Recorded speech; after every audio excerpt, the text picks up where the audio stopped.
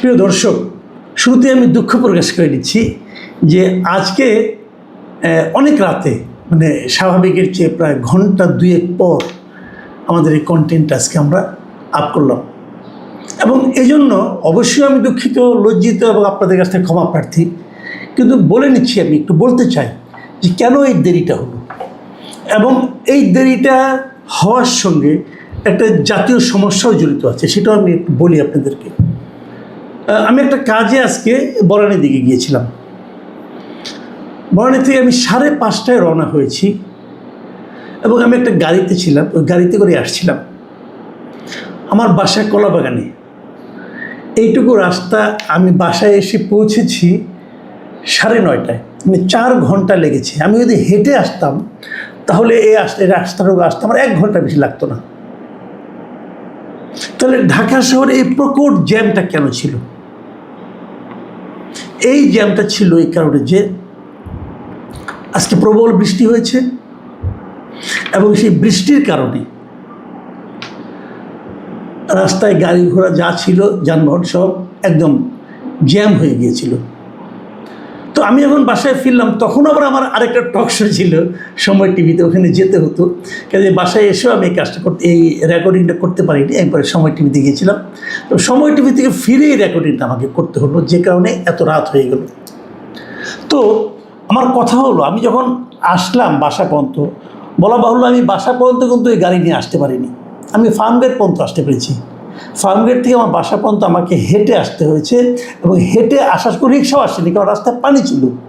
আমার হাঁটু পরিমাণ পানি ভেঙে আমাকে রাস্তায় এখানে আসতে হয়েছে। এবং এখন যখন আমি সময় টিভি থেকে ফিরলাম রাত্র 11টায়, তখনও আমি দেখলাম রাস্তায় অনেক জায়গায় পানি জমে আছে এবং সেই পানি জমার কারণে অনেক গাড়ি বন্ধ হয়ে আছে এবং ঠিকঠাক মতো আসা যাচ্ছে না। দেখুন, বৃষ্টি হবে, এটা একটা প্রাকৃতিক ব্যাপার, তাই না? কিন্তু সেই বৃষ্টির পানি নিষ্কাশনের জন্য একটা ব্যবস্থা তো থাকতে হবে, একটা লাক্সই ব্যবস্থা থাকতে হবে, একটা সায়েন্টিফিক ব্যবস্থা থাকতে হবে। সেই ব্যবস্থাটা করার দায়িত্ব কার? সরকারের। আমি যদি আরও ছোট করে বলি, সেটা থাকার দায়িত্ব হলো সিটি কর্পোরেশনের। ঢাকা শহরটার মধ্যে 2টো সিটি কর্পোরেশন আছে, উত্তর এবং দক্ষিণ। 2 সিটি কর্পোরেশনে আজকে জলাবদ্ধতা ছিল এবং প্রকট জলাবদ্ধতা। ড্রেনেজ সিস্টেমের জন্য প্রতি বছর কত শত কোটি টাকা যে ব্যয় হচ্ছে, এই টাকা দিয়ে কী ঠিক করা হয়? কিছু হলেই আমরা দেখি যারা নাকি দায়িত্বে আছেন তারা খুব সহজ একটা কথা বলেন, সেটা হলো দায় নাকি নাগরিকদের। নাগরিকরা নাকি পলিথিন ফেলায়, পলিথিন ফেলানোর কারণে ড্রেনেজ সিস্টেম বন্ধ হয়ে যায়, অমুক হয়। অনেক কথাবার্তা আমরা শুনি, কিন্তু একদম মিথ্যা না, কথাগুলি সত্য। কিন্তু আমার কথা হলো যে তাহলে আইনটা কেন আছে? অপরাধ করার একটা প্রবণতা মানুষের মধ্যে সহজাত। মানুষ অপরাধ করে, মানুষ নিয়মকানুন মানে না, এটা নতুন কোনো ঘটনা না, সারা দুনিয়াতে এটা আছে। সারা দুনিয়াতে মানুষ নিয়মকানুন মানতে চায় না। নিয়মকানুন এমন একটা জিনিস যে জিনিসটা মানাতে হয়, তো মানানোর দায়িত্বটাকে আপনি দেখবেন রাস্তায় ঢাকা শহরে দেখবেন মাঝে মাঝে মধ্যরাত্রে গাড়ি টাড়ি কম, তারপরেও একটা ট্রাফিক সিগন্যাল চৌরাস্তা যেখানে আছে প্রকট জ্যাম হয়ে যায়। কেন হয় জানেন? ওই সময়টাতে ওখানে কোনো ট্রাফিক পুলিশ থাকে না। তো ট্রাফিক পুলিশ না থাকলে ফিজিক্যালি জ্যাম হয়ে যায়, সবাই যার যার মতো স্বাধীনভাবে গাড়ি চালানো শুরু করে এবং একটা জ্যাম হয়ে যায়। তার মানে ট্রাফিক আইনটা কিন্তু তখনও থাকে, কিন্তু আইন থাকাটাই যথেষ্ট নয়। আইনের সঙ্গে সঙ্গে আইনটা মানারও ব্যাপার আছে, না মানলে সাজারও ব্যাপার আছে। সেই সাজাটা কি দেওয়া হয়? এই সাজাটা দেওয়ার সময় কি চোখ দেখে চেহারা চিনে চিনে দেওয়া হয় না? যে যদি কোনো বড় কর্তা হয়, বড় লিডার হয়, তার জন্য সাজা হয় না, ছোটদের জন্য সাজা হয়? এটাও তো হয়। ওই যে বলে না, আইন হচ্ছে মাকড়সার জালের মতো, সেখানে ছোট ছোট আপনার মশা মাছি এগুলো আটকা পড়ে, বড় বড় পাখি আটকা পড়ে, ওরা চলে যায়। তো আমাদের এখানেও ঠিক সেই একই জিনিস। আইন আছে কিন্তু আইনটা প্রয়োগ করা হয় না। যদি না হয় তাহলে জলাবদ্ধতা হবে, জলাবদ্ধতা কালকে আবারও হবে, যদি আবারও বৃষ্টি হয় আবার হবে। কারণ আমাদের যারা কর্তা ব্যক্তি আছেন তারা তো কোনো দায়িত্ব নিচ্ছেন না। এবং তারও যে বড় কথা, 2টো সিটি কর্পোরেশন, ঢাকা শহরের কথা বলছি, 2টো সিটি কর্পোরেশনে যারা মেয়র আছেন, মেয়র তো নাই এখন, প্রশাসক আছেন, ওনাদেরকে কোন যোগ্যতায় প্রশাসক বানানো হয়েছে এই প্রশ্নের জবাব কেউ দিবে না আপনাদেরকে। সরকারি লোক, বিএনপি করেন, অতএব প্রশাসক বানিয়ে দিলেন আপনি, এবং তারা মহা আনন্দে 1-1.5 বছর রাজত্ব করলো, এবং তাদের তো কোনো দায়বদ্ধতা নেই। জলাবদ্ধতা দূর করার জন্য তাদের কিছু করতে কী করেছেন বলেন আপনারা? গত 1 বছরে জলাবদ্ধতা নিরসন, এটা বর্ষাকালের সামনে আসবে, এটা এই সময় যে বৃষ্টি হবে, এটা তো নতুন কিছু না। এই বৃষ্টির জন্য 2 সিটি কর্পোরেশনের 2 প্রশাসক কী প্রস্তুতি নিয়েছেন আপনারা কিছু দেখেছেন? বলেন আপনারা কিছু দেখেছেন কিনা? কোনো প্রস্তুতি নিতে দেখেছেন? সব চলছে আল্লাহ আসতে।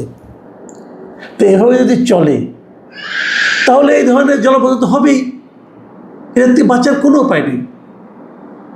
প্রিয় দর্শক, নতুন একটা সরকার এসেছে, হয়তো অনেকে বলবেন 6 মাস হয়েছে মাত্র, এর মধ্যে কেন আমরা এরকম আক্রমণ না।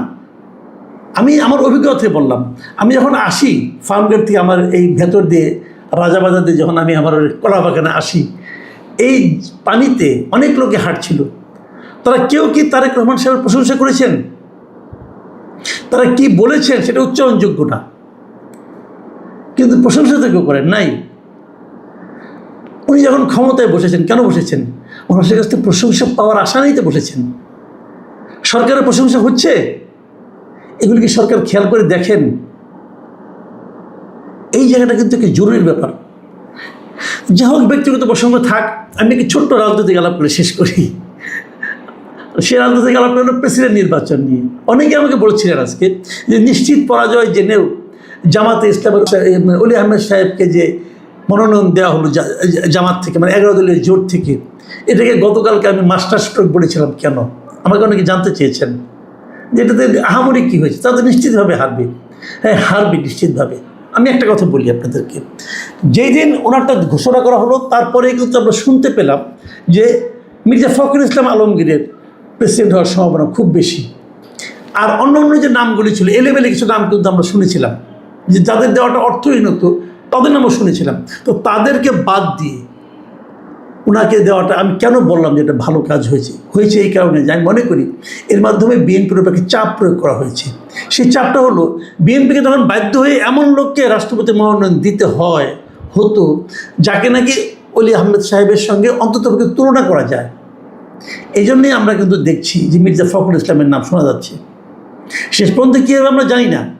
আবার বিপরীত দিকে দেখুন, জামাতের দিক থেকে যেটা হলো, জামাত কিন্তু অনেক দিন ধরেই, জামাতের বিরুদ্ধে এই পুরো নির্বাচনের সময় বিএনপির একটা অভিযোগ ছিল যে যুদ্ধবিরোধী আচরণ তারা করেছিল, তারা যুদ্ধ অপরাধ করেছিল, স্বাধীনতা বিরোধী আচরণ করেছিল, অনেক কিছু তাদের সম্বন্ধে বলা হয়েছে।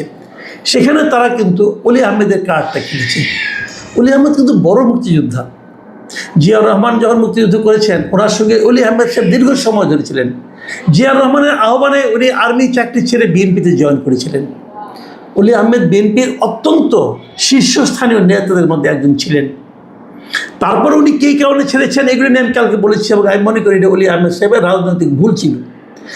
রাজনৈতিক উনি যত ভুলই করেন না কেন, ব্যক্তিগত জীবনে উনি যত রকম প্রলোভনে পড়ে যান না কেন, যতটাই উনি আদর্শচ্যুত হন না কেন, বাস্তবতা হলো তাতে কিন্তু ওনার মুক্তিযোদ্ধার যে ইমেজ, বীর বিক্রম যিনি, উনি, এটা কিন্তু নষ্ট হয়ে যায় না। এবং জামাত বোধহয় সম্ভবত চেষ্টা করছে ওই ইমেজটাকে কাজে লাগিয়ে সামনের দিকে অগ্রসর হওয়ার জন্য। এই দিক দিয়ে বিবেচনা করলে জামাত অবশ্যই একটা ভালো কাজ করেছে। আমরা 13 তারিখে আর 3 দিন আছে মনোনয়নপত্র দাখিলের, 3 দিন পরে দাখিল করা হবে, আমরা জানতে পারবো কে হয়। তবে আমি মনে করি এর মাধ্যমে আমরা হয়তো একজন ভালো রাষ্ট্রপতি পেতে যাচ্ছি। আমি জানি না শেষ পর্যন্ত কী হবে। আর যেটা দিয়ে শুরু করেছিলাম ব্যক্তিগত প্রসঙ্গ, সেটা দিয়ে শেষ করি। আমি সরকারকে অনুরোধ করব, তারা যেন 2 প্রশাসককে গুরুত্ব দিয়ে তাদের উপরে চাপ দেন যে জলাবদ্ধতা দূরের জন্য যা যা করার দরকার তারা যেন করেন। না করলে কিন্তু সরকারেরই বদনাম হবে। প্রিয় দর্শক, এখন এই পর্যন্তই। আল্লাহ হাফেজ।